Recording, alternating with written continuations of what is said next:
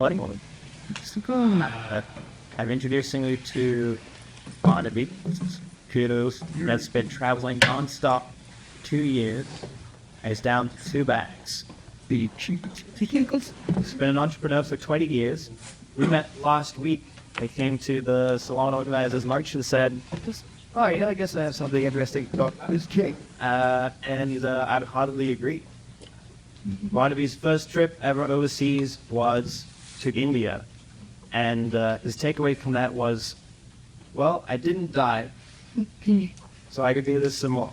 And he's going to give us an amazing talk tonight. In salon tradition, we're going to welcome Barnaby as though you just heard the most mind-fulfilling, earth-shattering, world-changing talk of your entire life.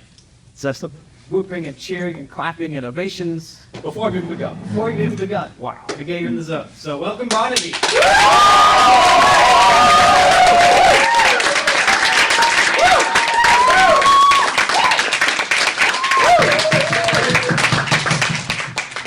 Well, I'm as excited as all of you just revealed just that, if you aren't. I'm very excited to talk to you tonight. And we're going to make this quite interactive. I'm just going to talk a little bit first, and then I'll open up the floor and you can ask me any questions. But I probably should give you some things to ask me questions about. So that's why I'm going to start by talking. And so yes, as Adrian said, I'm now down to 2 bags. This is me, 2.5 bags. I've got this little one I carry around as well. So, and I've been traveling the world. These are the places I've been, starting in Australia, because that's why I've got this funny accent. That was in December 2012, when I went down to Sydney. And I started off by doing a little trial of leaving my home, which I'd been in Brisbane for 18 years, and going down to Sydney for a couple of months. So what any of you are thinking tonight, like, oh my goodness, how can this guy, travel the world non-stop for more than 2.5 years, be down to 2 bags, and that just kind of sounds crazy. So you don't actually even, but if you're at all interested in this, and you think, I wouldn't mind trying this on, you could just do a little test run. You could just see what it's like to go and live somewhere else, maybe for a few weeks or a couple of months. Because what I'm here to tell you is that the rules have changed dramatically in these last few years, thanks to those little amazing gadgets that we all carry around. Now, I know most of us are just chatting away on them, looking at Facebook and stuff, but you can actually use this little tool as a passport to traveling anywhere you want in the world and needing to own very little. Now, let me tell you, how many people here would like to live like a millionaire and just travel the world endlessly? They die. Like maybe half of them, all the others shouldn't. Because I can tell you now, you can actually do that for between $20,000 to $40,000 a year. Okay. Living like a millionaire, traveling the world. Does that kind of sound interesting? Making. Yeah. One of my friends does it for 20 grand a year. I do it for about 40.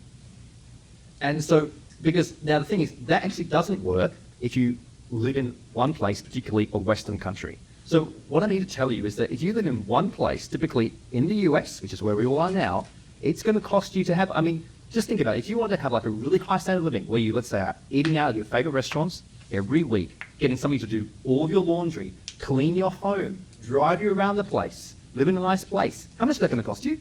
A year? 200 grand? Whoa, 200 grand. Okay. Yeah, I was thinking like maybe 100, but like 200 grand. So there you go. So like that's, anybody here earning 200 grand a year? So what if I could tell you that you could live just like that, what Adric said, for about $8,000 a year, living in Thailand over here. How cool is that? Because you can rent yourself a brand new studio apartment with a gym downstairs. Like I'm telling you, this is brand new, so it's all shiny and everything. There's a gym downstairs, there's a swimming pool. You walk out the door, there's beautiful restaurants everywhere, and that's going to cost you $1,500 a year. Now, this ain't what they tell you, is it? I'm here to tell you that what they tell you is a lie. What they tell you is a lie. And they do not want me to speak about this because, firstly, it'll destroy perhaps the economy if everybody started doing this. Now, people criticize me. They say, Barney, everybody did what you did. Nothing would ever get done. It's all well and good for you to be traveling the world doing whatever you want, but if everybody else is doing that, nobody, doing the garbage and being a waiter and being a farmer, and absolutely. And you know what? Hardly anybody wants to do what I do. And I'm not here to actually even recommend it. You don't have to be as extreme as me. I get this is pretty extreme. You don't have to go all that way. You could just take a few leaps out of my book. But because what the system is here to tell you, and the system is designed to make the system to keep on working. But what it's here to tell you is to basically be a little worker bee, like a little worker ant. And it wants you to be all sort of educated and all trained up and basically to be in debt and to keep the oil machine running for everybody else. So ask yourself, does it really have your best interest at heart? I mean, what happens when you finish an amazing degree here at Stanford? What situation are you typically in? What's the situation when people walk out of there? What kind of situation are they? Unemployed. Unemployed, and one other thing. That. And in debt. Okay, cool. I mean, I've met people who are like 30 years old in this country who are in $250,000 of debt, and they don't even know what this is. I mean, this is kind of crazy. And I've met people who've been through all that whole process, 12 years of school plus a degree, and they're not primed to actually look after themselves in the world. So what has this whole education system done? Has it really prepped them to create a life on their own terms? Because that's what we're really talking about. What would it be like if you created a life on your own terms? And because we've got this amazing planet. So I want you to start thinking. I'm saying a lot really quick because I don't have a lot of time, so I'm going to open it up to you to ask me questions. But what if you start thinking about this planet that we're on, which is pretty big, isn't it? It's a pretty big planet. Now, what you've also all been told is that it's scary. Yes, it's a pretty scary place, particularly outside of the US. Like this is this really same zone, and especially if you go down south to places like Mexico or other places, like you go to Asia and Thailand, all these places that have coups and all these crazy things going on, that this is extremely dangerous. And even though it's very cheap and the climate's very nice and the people are very sweet, don't go there. Stay here. Even though the stats reveal that the US is basically the most dangerous country on the planet. So you could have put some of that stuff up. It's pretty freaky. I'm not going to tell you all about that. But yes, so we're already living in the most dangerous country on the planet. And so really would it be such a big extreme thing to do to go and maybe live somewhere else, try it out for a while? Because every dollar that you spend here in the US can take you 3 to 4 times further in somewhere like Mexico, or even further, like living somewhere like Thailand, about 5 times further. Isn't that crazy? So then the next thing would be useful, that sounds rather good. But how on earth am I going to do that? Because you still need to be making money, isn't that right? Like, you still need to basically go and eat and all these sort of things.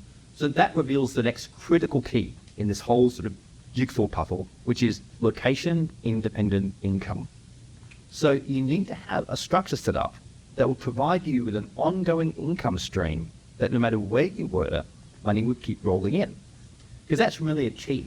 Now, that's why coming back to education, what they taught you to do was to basically get yourself a job and anchor yourself to a particular place and get yourself in debt, which is just going to keep the whole thing spinning along, which is all very well and good for the society.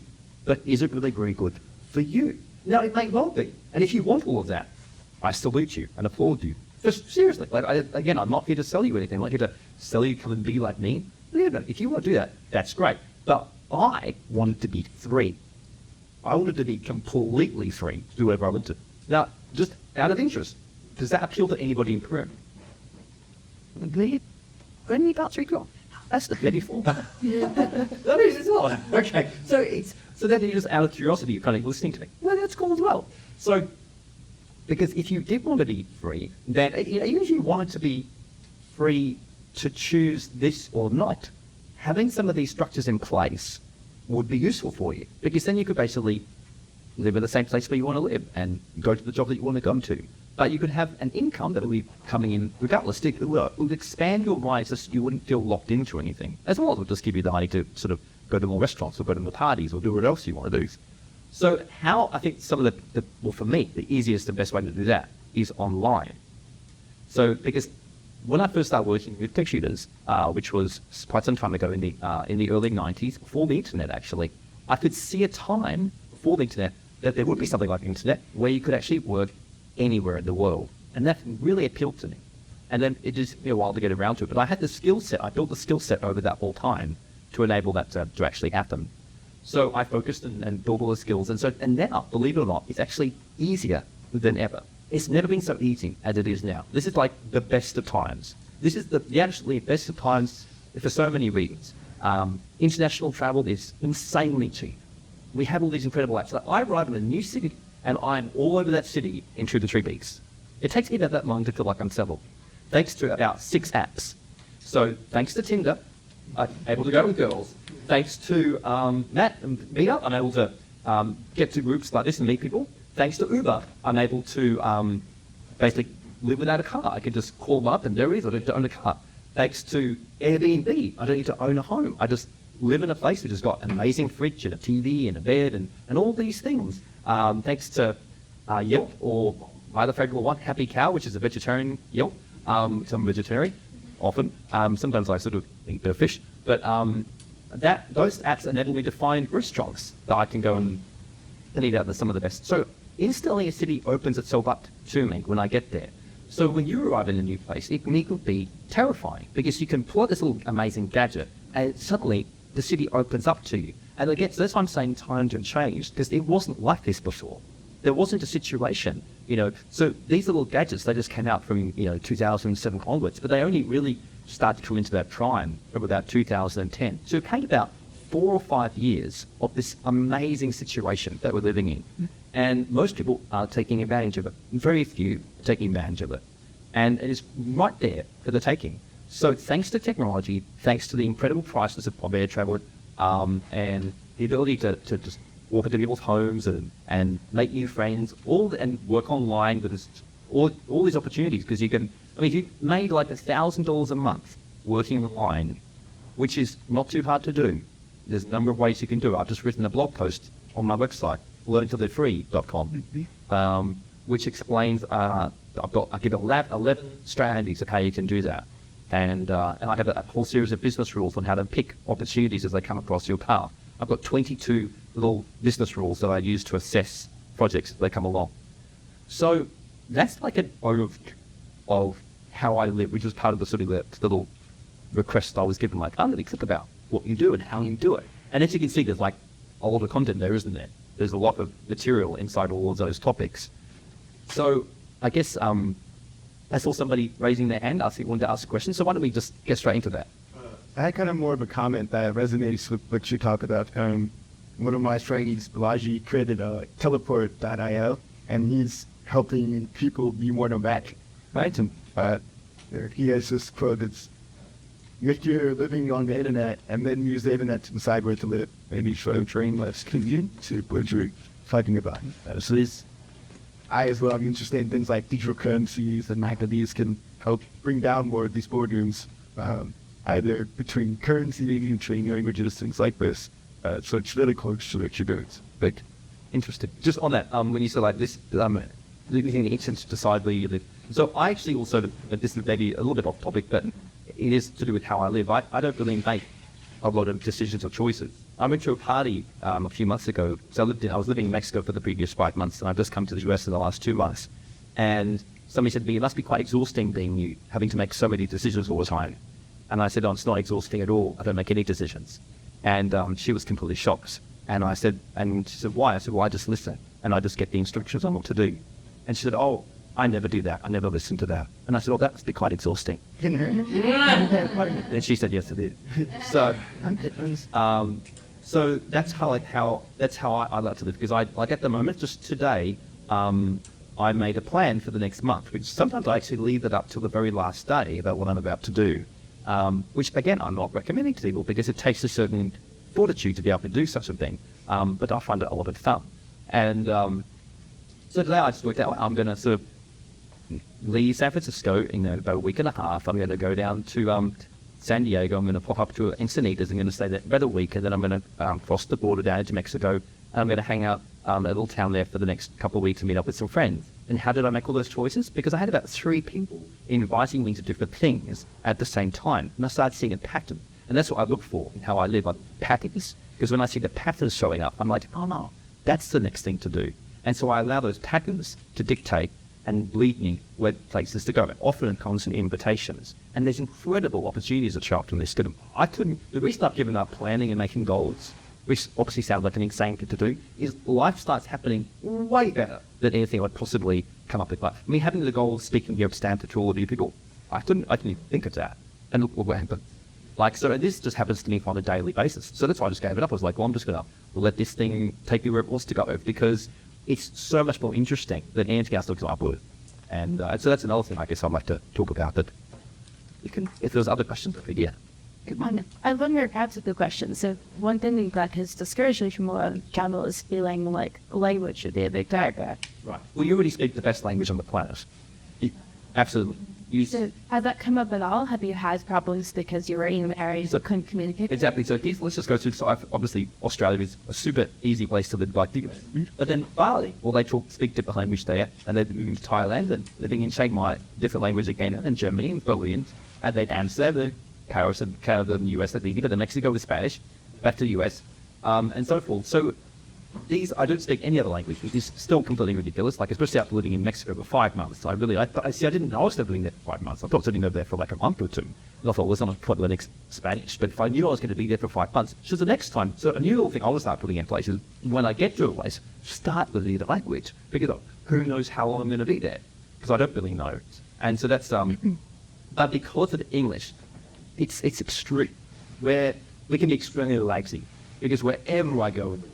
So have you been to any of these countries? No. No. So you said this is a fear of yours. Right. So what would actually be kind of cool is if people wanted to voice that fears. Only if they wanted to, because I love that. I love hearing people's fears, because then we can look at them and deconstruct them. And some of them will definitely be valid. But one of them being not being able to speak the language. Well, I didn't have any issues at all. So even in places like Mexico, where English is somewhat prevalent, especially obviously in places like Mexico City, but in a lot of the outskirts, people don't speak English at all. And typically I'll get into a taxi and the taxi driver doesn't speak English or the bus driver, you know what I mean? So how does one get to where one wants to go? How does one order the meal that one wants and one doesn't speak the language? Well, sign language, just pointing to things, making funny noises and having a little app and showing somewhere on a map. And these things can all help. Finding, often just sort of requesting and finding a local who does speak both English and the language, there's plenty of those around. And so I would always find somebody in Thailand like that, or in Mexico. It was never a problem. I never found, English actually just, as I said, it made me lazy because I'm able to get anywhere. And I haven't been everywhere. I've only been to, I don't know, like 28 countries or something. So, that certainly is true of all the countries, I'm sure, but it's true of like a lot of them. And I would say, so if one learns Spanish as well, like those two languages will cover you pretty much just across so much of the globe. I would say that those two are obviously key languages to learn.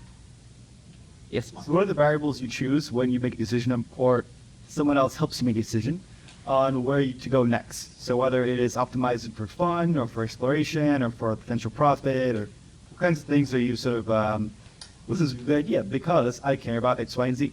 Great question. So, and it comes back to what I was saying earlier about thinking about the planet in a different way. So, and cities in different ways. So I look at the planet as an opportunity, and each place offers different things, and depending upon my current resources and what I'm currently up to. So the US is a great place to come to make money, because there's lots of money here. But this place also sucks money. It's very expensive. So I kind of swoop into a place like this, make some money, and then, so I like to make my money in dollars, and then I'll leave and spend it in pesos. So now, so the context, so each country, each city has a certain context.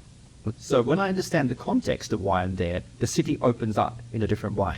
And if I start working the city in that particular context, now I get that most people actually don't see the planet like this, but this is actually kind of what's available to us. I mean, that's the other things. You are insanely privileged. I mean, the crazy thing is, none of you, or maybe none of you, but I would assert that probably you do not understand how privileged you are.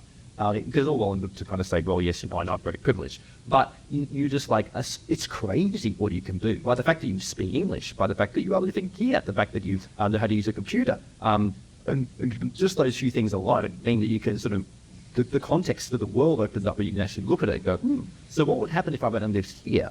And what would that mean? And so when basically when I'm wanting to make more money, I will basically go and live in a particular place like New York City or San Francisco and work that. Once, if I want to go and chill out for a while, I'll go and live in Thailand. And just, my money's going to go much further. I'm going to have a much more relaxing time. If I want to go and start doing some more meditation, maybe I'll go to Thailand or India. But when people because I just kind of live from listening and looking to the patterns, people will start suggesting things. Like, I go, oh, that's quite interesting. And then I find that somebody else is suggesting very similar. And then it's like a little path that starts to unfold. And so by following that path, it will lead me basically wherever I need to go. I know that sounds a bit cosmic, but I find it actually quite practical. And it's been working really well. So yes, another question.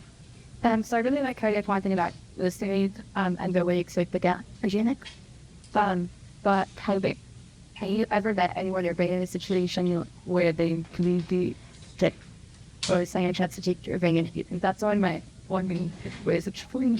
Sure, a great question. So it's somebody could potentially lead you down the path, and it could actually become quite hazardous and dangerous, especially being definitely. And so, okay, again, to be completely blunt, if I'm a man and I'm white and I speak English and I'm well educated, and it just stacks again up. I get this privileged position. There's nothing I can do about it. It's just so I kind of just own that. But I understand, and I know I've got friends who are women who travel solo and they go all around the world, and it does take more. It takes more guts to do that for sure. And so I can't possibly actually understand what you're up against. I don't understand that, because I understand intellectually, but I can't have an appreciation for it. So that me still, there's still people who want to do things to me, for sure, definitely. And because when I walk around in India, I've got an ATM on my forehead, definitely. It's like, here's an ATM, what can we do to this guy?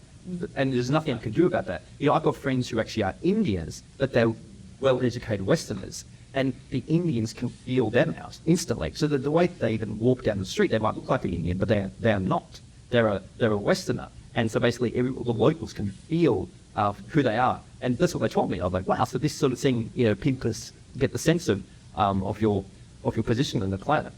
So I had one, and I don't really want to put you off, because I totally love Mexico. And I know that people are typically in the US are completely terrified of Mexico. And I only had one scary experience in Mexico, and please do not. But I imagine living there for 5 months, and only one time actually something went slightly bad. And I've got friends who moved here to the US for a while, and they've had plenty of things stolen off them and terrible things. And has anybody here actually had a scary experience living in the US? Yeah, okay, great. And so we're still here in the US, we're still all sort of fine. Hopefully we're fine. So one night I got off the plane in Mexico City, and foolishly I didn't call an Uber, and I didn't actually go and get one of the certified little receipts for a taxi, which is what you ought to do. So when you go off at the plane in Mexico City, you just walk up and you just pay the counter, and they give you a little receipt, and you walk out and you go to one of the designated taxis. I don't know why I didn't do that one night, because I flew into the city many times, and that's why I always did. I just walked out, and then this random taxi driver just pulled up, calling me, and I just went to him. It was quite curious why I did that. And then I got into the taxi, and he didn't speak any English, and that's all fine. I was cool with that, and I gave him the instructor address of where I wanted to go, and he seemed very confident and could take me there. And then he started demanding actually in the taxi that he paid, just very strange. So here's some rules about being, because I do want to encourage you to go to Mexico. It's a great place, but there are some rules about taxis there. You don't pay obviously before you get there, and the light should be on inside the taxi, because people driving out at night, that's how everybody can keep a tab on everybody else. They kind of use that as a safety mechanism, because people can see you in the taxi, everybody knows you're safe there. And he got me to get my calculator out, and he wanted to get 900 pesos just to go to the local address, but it's normally 100 pesos or 120. And I'm like, sorry, dude, that's just not happening. And then I started looking at the map because of the GPS, and we were going in a different direction. And then he was on the phone all the time. And so I started thinking, hang on, this is not working out so great. And I had my 2 bags with me. And we were on this highway, and eventually he slowed down, and I just opened up the door and jumped out. And so I just got out on the freeway. Because I just, What was the bag? With bags. Yeah, the bag. Yeah, because this is another thing. So in my travel, so basically there's a few tricks. So whenever getting into a taxi in any particular place, because all my possession, my whole wallet is in these 2.5 bags, everything. So I would put them with me on the seat. Does that make sense? Because if I put one in the boot, so seriously, I had a friend of mine who was living in San Francisco recently, and he thought he got into an Uber. He called an Uber, he went out the front, he thought it was an Uber, he jumped in, and they said to him, he put his laptop bag on the ground. Remember, this is in San Francisco. He put the laptop in the bag, and they said, "Oh, dude, can you just come and check? I think I left the petrol cap open or something." And he said, "Sure," not even thinking. Opened up the door, stepped out, and as soon as he stepped out the car was gone. And they took his laptop, his phone, everything. And so he just felt it as soon as it was happening, it was already gone. And so he lost everything that night. That was about a month ago. So some of the keys are, whatever luggage you have, you just keep it right with you. And this is obviously even true here. I mean, I've had friends who just gone into a cafe in New York City, and they've had $10,000 of camera gear with them on the back of their seat. And after they've finished drinking their drinks, it was all gone. I mean, this sort of thing can happen anywhere. So you really just want to be very astute with, so often when I'm sitting in a cafe, I'll put my bag on the ground and I just wrap the little strap around my leg, just so that nobody can take it. Just little things like that. Yeah. What's in the bag? What's in the bag? So I've obviously got some clothes, but I've minimized, so every single possession. So anytime I get something now, I have to weigh up carrying it. And often I'll have to get rid of something in order to keep it. Now, a real key for me is health. It's a priority, because really, who here enjoys being sick? Nobody, right? Are you being sick? Also, who here's experienced how completely sucky it is being sick while traveling?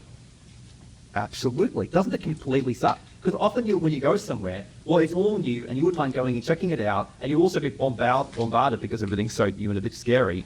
The last thing you want to do is actually be feeling sick. Actually, definitely be sick at home, but at least at home you've got your comforts. Yet.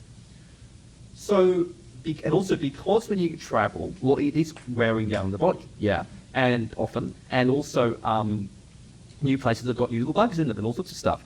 And so there's many more opportunities for the body to get a bit worn down, a little bit ill, that sort of thing. So I just take like a lot of supplements. Like I spend big time every month on all these crazy items, and I'm totally into longevity and crazy kind of concepts like probably people are, some of the tech sayings here. Yes, sir. And which kind of work that you're doing for each leaking income? Yeah. So I work online. I run a marketing and branding company, and so I've got clients. I don't have a lot of clients. The ones I have, they pay very well. I'm also a writer, and I write books, and I create online training programs. So everything I do is online, and it enables me to have a scalable, ongoing income. And so back to the possessions I carried. Obviously, I take my laptop, which is like the key to making money. I've got my phone, which is also like a little computer. The bags I have actually are a key unto themselves. I'm like a snail. So these two bags I have, they're not ordinary bags. This is like the bag. It's like the ultimate bag in the world. And it's from a company called Eagle Creek. And it's got these 5 combinations. Like it can turn into one bag. If I only got one bag at the airport, it breaks apart into 2. I can carry them both on me, front and back. I can wheel them both along. They're spin in all these incredible directions. They're completely waterproof. They have a lifetime guarantee. So if anything happens to them, I just get it all replaced. And yes, they're expensive. It's about $400. And then I have all these little tiny compartments inside them. So who has experienced when you open up your backpack and everything just falls out of this huge mess? Has anybody ever experienced that? You really, that's pretty sucky. It's completely sucky. I don't like that. I like everything nice and neat. So when I open up my bag, there's like this little packet here. There's this little packet there. Everything's like these little packets. And it's like I had this little wardrobe which instantly opens up, and I've got all my gear nice and neat. I've got all my supplements over here. So because I have so many supplements, when I order, these little bottles that they all come in, jeepers, that is completely a waste of space. So I have all these little Ziploc bags. So I just open up the bottle, pour everything in a Ziploc bag, write a little label, stick it in, and there's my supplements, and they're all organized. And then I have a little bag with all my stocks in it, and a little bag with just everything is in the bags. And So besides the clothes and stuff you wash yourself with, what about the tech gear, books, etc.? No books. So basically, I have my phone and my iPad. So because I'm also an app developer, I do keep, I've now got an Apple Watch, I've got iPad, I've got my iPhone, and yes, I'm an Apple freak as well, and then my MacBook. And so what that means, because I've got, I run a development in Ukraine, so I have a developer team. I have 50 people that work, not just for me. I mean, they work for other companies too, but they're my team. And so that's actually where I make my income. So everything is scalable that I do, and it means that I can just I have a PA who answers all of my emails. So basically what this means is I can now go to a festival. I recently went to Lightning in a Bottle, which is an amazing music festival.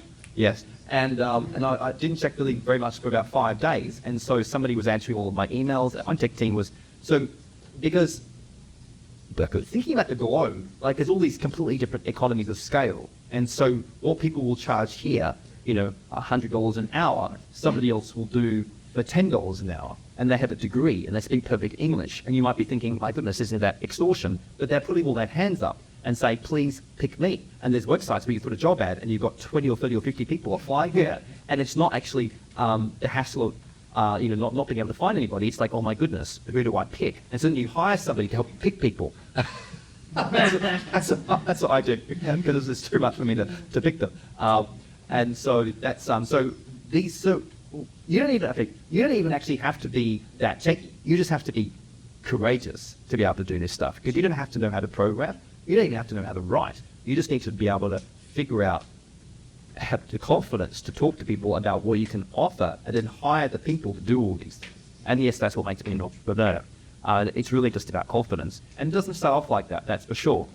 But as you start to expand and sort of feel that, yes, you can do things, you'll start to attract more of that. And just on this topic, like I know that we're in the heart of Silicon Valley here, and the tendency, and again, this is something which people want you to buy into for anybody who's keen to run startups or whatever. And again, this is completely fine. I respect everybody who wants to do things the way they want to do them. That's great. There's just an alternate point of view is where I'm staying with a friend at a friend's house at the moment who has a cash burn rate of $100K a month because he's raised his $2.5 million and all gone. All that's gone because he's been running his company for about 2 years to build the app. And so the tendency here is to hire people locally, pay big wages, get lots of investment, and hope it's going to eventually speed into something that's going to work. A completely alternative. And once that gets wrong or bad, and he's doing that, that's great. It is very stressful. It is very stressful to live like that because you have to keep on getting lots of money in and pay every high wages. And a completely alternative point of view is, what if I just outsource everything, which is also very scary until you find an incredible team of people to work with who you completely trust. Because suddenly the costs go down to about 10%. And suddenly, and because everything gets done perfectly, you go, wow, this is amazing. Like I don't need as much money. That means I don't have to have as much risk. But it kind of goes against what is being taught in Silicon Valley, where actually it's about impressing people. See, a lot of this is about impressing people about how much money you spend. So that's what I actually see is happening in society. Is people want to impress people about how much money they spend because they have to earn so much to be able to spend so much. A completely radically alternative point of view is, well, what if I just minimized everything and lived rather cheaply but very, very well and start scaling on this planet? So that's kind of how I like to do it. And again, this is not right. It's just I've kind of hacked into a system and like to do it like that. But yes, Kelly, a question. What are your tips for distributing tasks to your personal assistants or your tech teams instead of being micromanaging? To distributing tasks? Yeah, I tell her what to do and I break down a big part into small things. Okay, great question about distributing tasks. So just today, I've got a project management system. There's obviously a bunch of them out there, everything from Basecamp to Asana to there's heaps of them. I'm using one called teamwork.com and I really like that one. It's quite simple, but it has a lot of features in it. So inside of Teamwork, I can share tasks with the team, which is pretty common. I mean, most of them should work like this.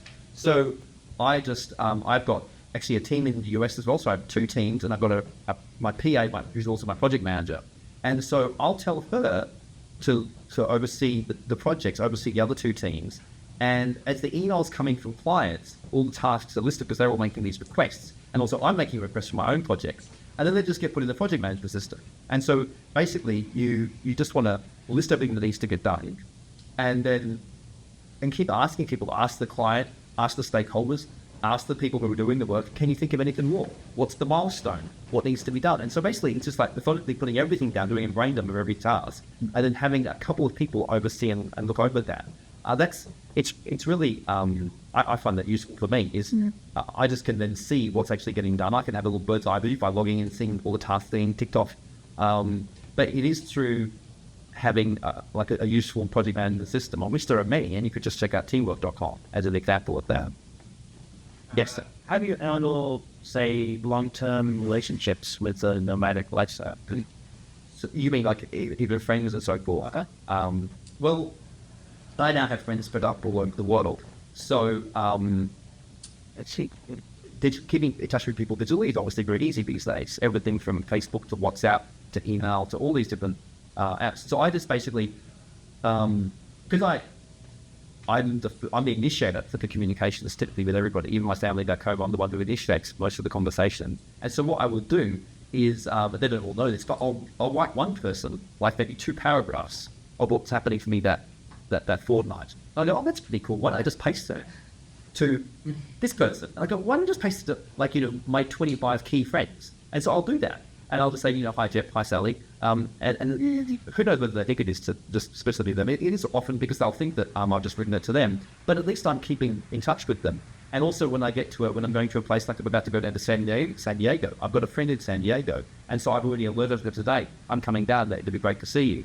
And so I make a lot of effort actually. So how do I keep in touch? I make the effort. I send people messages. So every day I'm sending people around the world and locally messages. Like I told probably, I don't know, a dozen people specifically about tonight. They didn't want to show up, but a couple of people did. And so what that means is that people know what I'm up to.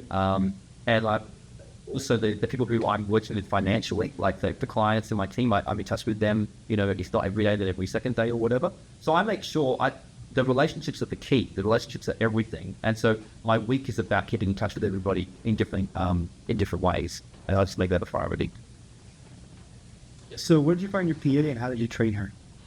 Okay, that's a really funny and interesting question. I met her on a Tinder date, to be completely honest. I know, it's completely inappropriate. What country? So she's from the Philippines, but she lives in Canada. And so now that was actually her profession. Her profession was a project manager. And I've actually gone through about 4 PAs in the last year. And so I was not trying to pick her at all. I used the service. I found it, because first I was hiring them myself by going to Odesk, which is an incredible site to go and use.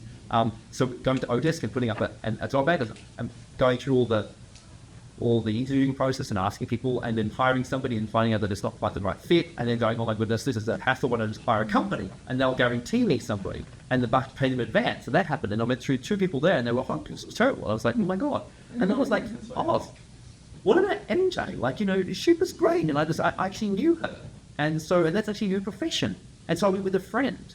And she was extremely skilled. And because, okay, back to your question. So I had one date with her back in a different country, like 8 months ago. But I probably sent her, I don't know, for those 8 months, 3 messages. Not really very many, but enough to keep in touch with somebody. And I said to her, hey, how are things going? I really need some work at the moment. If she wasn't doing her own fulfilling work. And I said, cool. Well, I offered her basically like a crazy low rate, and she said to me, yes. And then she said to me the next week, she couldn't do that. And I said, how much do you need to be committed to it? She told me. And I said, great, well, I'm just going to pay you that. And right now she's about to lose another job because she's had mine plus another job. And she said, well, do you think you could raise me up to 30 hours a week? And I said, yeah, I can do that. And so now this is costing me obviously some money, but what it means is I have kind of incredible flexibility and freedom, because now every week, no matter where I am, all the emails and all the projects are being managed or looked after. And as each week goes by, she knows more and more about the business. So having somebody to actually help me do all this is a complete key. If I want to go to a new place, she can just do all the travel arrangements. So she'll just figure out where the best place to stay on Airbnb is, book the tickets and all that sort of stuff. And I find that very, very helpful. And you might be thinking, oh, this is just like Barnaby is he's rich, I'm actually not in the, and if I told you that my expenses are quite minimal, you get that. I don't know how you feel about this, but you could actually start by hiring somebody to do all of that for you for $5 an hour. Absolutely. The people who are in this world, who have a degree, who are in a different country to this one, who are hanging out to get paid $5 an hour, to do all of that to help you run your business, actually to do anything for you. And yes, it will be painful perhaps for you to find them, because you might have to go through 3 or 4 more people to actually find the right person. But when you find that person, they're gold. They really are gold. And what if you just paid them, I don't know, 12 hours a week? 12 times 5, that's $60 a week. That is changing their world, and it could change your world. And then you could say, well, look, I'm happy to pay you more as I make more. I mean, these are just some things to start thinking about, because that's how I live. And I don't know whether you think that's politically correct or not, but it's how the world works.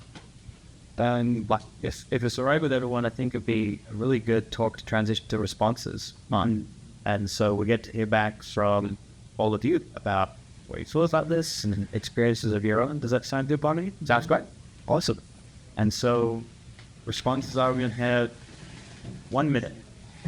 And we'll form a line. And so the line is right here. And to have 1 minute to talk about your response to you. I was also for the waste time. So stand up, your hands. I'm waiting to your top, and it's the lifestyle, and I thought about work. It's a possible thing. You mentioned fears. Our biggest fear with this kind of lifestyle is that you're not able to have the kind of connections with people that seem to be reliant on geography and time. So you're not able to get the truly deep connections that will allow you to meet you closer games. It sounds like they've been able to make that happen in a lot of ways through the digital psychology, but nevertheless, I don't know if it works. You mentioned that the entire world's list is inside of your two bands. I don't think I've ever met anybody who's been able to completely distance themselves from their geographic location, either birthplace or place they eventually decided was home. I don't know if you've managed to do that. That was the question I was hoping to ask you. So if we could talk about that, that would be cool. Well, you just better to do this. You said you met somebody who's down to do that. I have. So I must have some. Let's time on how. Okay. Why respond to that? If you can get in a line, if they up to me. Okay. Okay. I'll just simply respond to that. Okay. So then, basically, I had my family back in Australia. I had a daughter, and she's actually at college, and I speak to her every fortnight. And so I maintained that after my parents. I talked to my father. My mother's actually dead. So I've been able to continue all my key relationships by using Skype and seeing their face and doing such things like that. I have all the key possessions I need, which is not very many, because now I'm using thanks to Uber and Airbnb. I don't need all the things in the home. Everything that was key to me at home, I took a photo of. I digitized my entire bookshelf, and I digitized all my music and all my movies, and everything just went onto the hard drive. That's how I did it. And this. I feel like the more questions we ask Barnaby, even more questions I have. So I have one question for you is, how do you maintain romantic relationships when traveling? Great question. All right, can you repeat the question? How do you maintain romantic relationships when traveling? 44 seconds. Okay, so I had a girlfriend. As you can see, she's not here, so I no longer have a girlfriend. And I took her all around the world for 2 years with me, and it was completely great because she trained me from living in a three-story home where I had absolutely everything, all the nice painting, all the nice furniture. She said to me, Barnaby, if you really want to do what you say you're going to do, you're going to need to get rid of all this stuff. So from 3 stories down to 2, down to 1, and then I took her all around the world. We had a great romance. We traveled all around the world. It was fantastic. And then it wasn't for her, so she left. So now, well, I use things like Tinder. I get to a new place and I'm asking people out on dates straight away. And sometimes I have lovers that last me for 3 or 4 months. It's really kind of hard to answer this question. I'll put it in a second.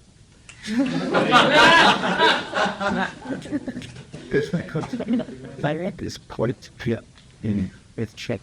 What it made me think about a lot was I really enjoyed how you taste everything, and if there are certain things that you really enjoy out of life, this is a way to get some of those things. I think that something I really enjoy out of life is building very ambitious projects, and I would definitely try some more traveling.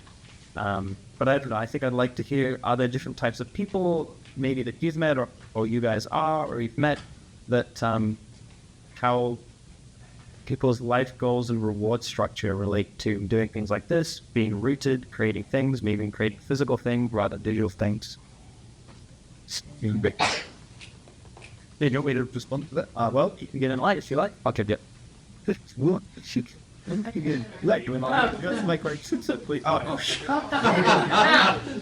so there's a whole big tribe of people like me, and there's varying degrees of me. Yes, I think I am on the polar end of an extreme. You know, I've actually been in about 23 locations around the whole North American continent in the last 19 weeks. So that means I'm shifting location on average every 4 to 8 days lately. Normally, I would go and live in a place for sort of 2 to 6 months, and I love doing that. Like, I love living somewhere. Like, I'm just being in the home where I'm at the moment for about 10 days. And I've been living in San Francisco for about 3 weeks, and this is just blowing my mind because that's a lot of time to me at the moment. So I guess I've got other friends though who do this and they build businesses and they live in Thailand and they're from England and they stay there and they build a team up and then they basically live there for years and years and then they relocate and move down to New Zealand. I've got a friend who's doing that. So I know people who use this lifestyle where they basically go and there we go. You can build things and then they shift and they use economics to make it go further. Lean. Real quick. So, have you ever read like this thought in terms of your life or thinking about starting down living in a place for like what it is? Yeah. And second is, I would ask on the that. Okay. Well, again, I'm unusual because I did all that. I've been somewhere for 18 years, had a family, did the whole thing, paid all the mortgages, had all the staff, and I've done all that. So, not doing that again. Just the movement from now on endlessly. Because I know it's like, yeah. I mean, but the thing is, I'm not attached to that. So I might stop. I might settle down somewhere. But there's just like, only if it occurs to me something to do because I know what it's like. Yeah. Would love to hear some more people if anyone would like to come on. Please tell me. Awesome. So, cool. So I admire this lifestyle and didn't live it for quite a bit. But as Andrew said, I think I want to optimize get back more, which is why I'm here now. But the thing that I feel like would be very difficult to optimize for is around building a family. So you should tell us a little bit about the life you had before this and how it actually led to having a family and transition years. You also have Michael's side. 20 seconds. Okay, so again, really, I'm not a good model for this either because I spent the entire time I was having my family raising that, just wanting to do this. So from the get-go, I wanted to live like this. I had a family, which is the complete opposite, really, of doing this. I have friends who have 3 kids that are living in Thailand, and I know people who do travel and they have their kids and so forth. I didn't happen to do that, and I did actually find it very difficult because my nature was somebody who wanted to live in China. And so, there we go. Okay, bringing a different kind of perspective of things that I want out of life. I love the idea of traveling. I love the idea of especially chasing sensory experiences that I couldn't get anywhere else, seeing things I couldn't see anywhere else. But I organize and prioritize my life around the people who are most important to me, which is like 3 or 4 different people. So I think that I could only enjoy this type of lifestyle if I got to take them with me, which isn't particularly realistic, I think, for the type of people that they are. But for the Okay. So, I basically had my favorite person who was my girlfriend at the time, and I was in it for 4 years, and so I just paid for it because I wanted to come with. So one solution to this, if you want it, I'm not saying you should do this, but one solution is you can just make a whole lot of money and just bring a lot more people. I'm curious what one can do in the course of an afternoon to get ourselves on track to modeling this as close as possible so you can sound great. Get it in the afternoon as one time frame, which will you then take towards just so this as well as going to do over the course of the week. Hang on, so you mean you want to deconstruct all this into steps over an afternoon to figure out exactly how to model it out for yourself? What are like what you would say like in 10 steps like right now to get on course for something like what would you spend an afternoon doing? Like you get started and you wanted to work on then on. Okay, so got 40 things to that.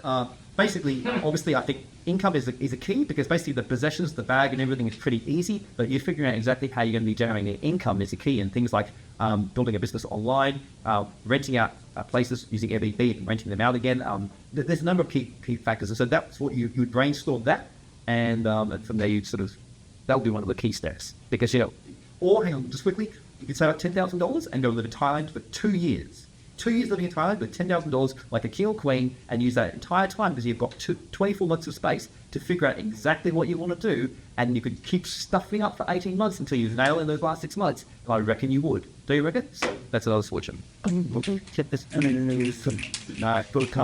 Responding to your answer about paying everything for your girlfriend the time and telling together, how did that change your power? Right. Oh, goodness. Okay, so I basically did put I put a time limit to it, even though I went over that, so I didn't really respect that. At the end of it, she did leave me because she couldn't handle me doing that anymore. She said to me, I don't want you to be paying for everything. And even though I told her everything about how to run a business online, she said to me that she didn't want to do that. So she did everything, she built it all up, but at the end of the day, she said it wasn't for her. And because it wasn't for her, and she no longer wanted me to keep paying for her, she says to me, this isn't working. And because I knew what I wanted to keep doing, hence we separated. So it worked until the plans stopped. Make sense? Right. I'd like to hear a 44-second story about your biggest regrets, or your biggest triumph. 60 seconds.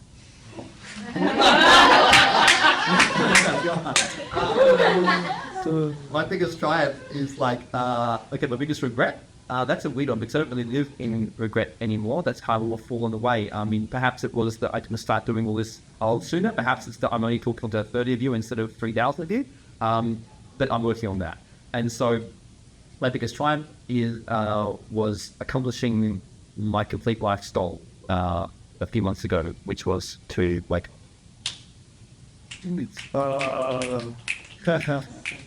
Cool. So, which I was going to ask is, firstly, what can we expect by looking at this guide? And the second question was, what was it you were doing before you started actually doing remote work? Right, so in this guide, I've got 10 steps that I'll walk you through a bunch of the things we're talking about here, and that's really what I need to say about that. But what was the other question was, What were you doing for work before you started making it pro?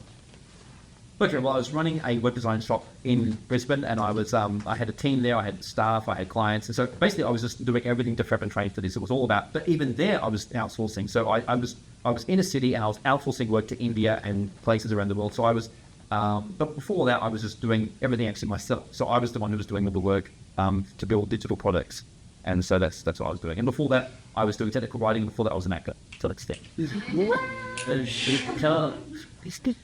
Hi, so I noticed that you mentioned like pattern recognition and observing the patterns and recognizing them. So I really think that, again, I see that in like finance and looking at patterns to like stocks and stuff. So I guess it kind of like clients do it. Can you tell us about kind of like the way you begin developing your pattern recognition skills? Wow, in 44 seconds. Okay, so those books I mentioned earlier at the beginning by Jed McKenna, which have been a key for me. And again, I'm not even recommending you read these books because these books are terrifying. But he then talks about pattern recognition and basically living through the patterns. So I started applying that, which means giving up all rules, all plans, all goals. They all go out the window because suddenly I'm just looking at the patterns. And the patterns, they start inside that, living at that edge, because it's really an edge. Suddenly life starts showing up only as patterns. People start coming to you and they start saying things, and you hear it again. You go, oh, there's a pattern happening here. And then there's really three key areas for the pattern recognition. There's the mental and the emotional, there's the body, and there's the outside feedback. So the combination of these three, outside feedback, internal, and the body, those three things reveal the pattern of what to do next. He's remember it's called.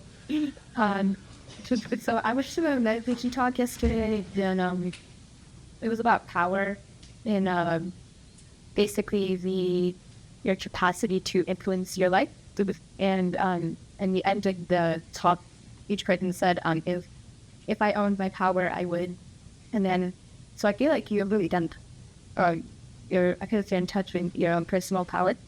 And something that you've said and show up have led me to believe like you do meditation. So I'm wondering what your background is, or how often you do it, how to say it such a way. Cool.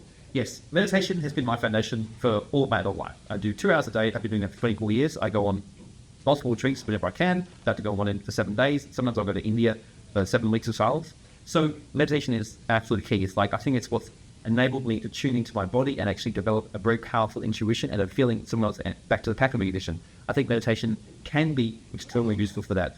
Definitely, though, however, I used to be so into meditation that I was not paying attention to my intuition. So it can also be an obstacle. Everything can be profoundly useful and also an obstacle. So meditation is one of those things, but it still brings us closer to the truth if we really keep an open mind.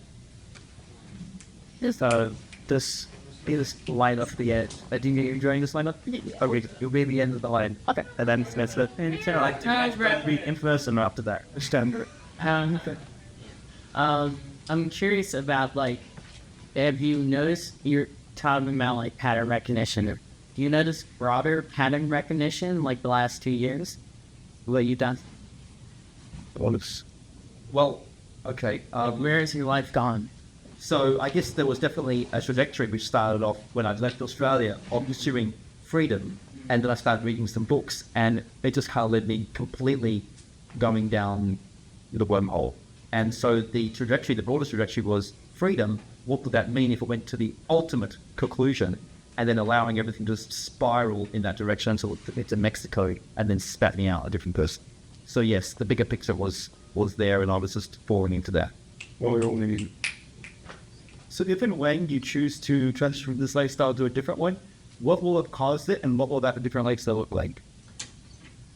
Okay. Well, I have no idea what that other lifestyle would look like, would I? Because basically, it would just be completely created from the pattern recognition. And so how would I find it? Through the pattern recognition. So because I'm open to anything happening, because I'm just listening from those three places of the body, the mental, and what's happening out here, then it would be purely like created from that, and I would do it for however long that was being indicated. I'm curious if there's anything that you've thought or felt has been missing from here that you would add now, and also how can all of us and the people who are watching in the future help you with Cure Fashions? Yes, no doubt. I've also things that are missing from this because it's very practical in the sort of, and I like to be really practical. I like to talk about things that you can use here and now. It isn't in the realm of esoteric, which is probably actually where I live from these days. And so that will be another project to write and share more about that. How you could all help is start really tuning in to your own truth and start living from your own pattern recognition, and then and building their own confidence, and then showing that with people. Because when people see that you're living it from a powerful place and that you're really tuning into yourself, and no one can share, I don't know what that is for you, but the more confidence you have with that, then you'll be a light shining to others. Just a quick comment to make. I know you said that the U.S. was a very dangerous country, but I do want to point out that a lot of countries have unreported crime, and the crime rates are not reported in the same way. So I just want to point that out. That is something to keep in mind, and especially against certain groups, possibly there's a lot of crimes that go unreported. So just to keep it grounded a little bit. So, in great swan tradition, we're now gonna rise and give Barnaby a high five. Take that.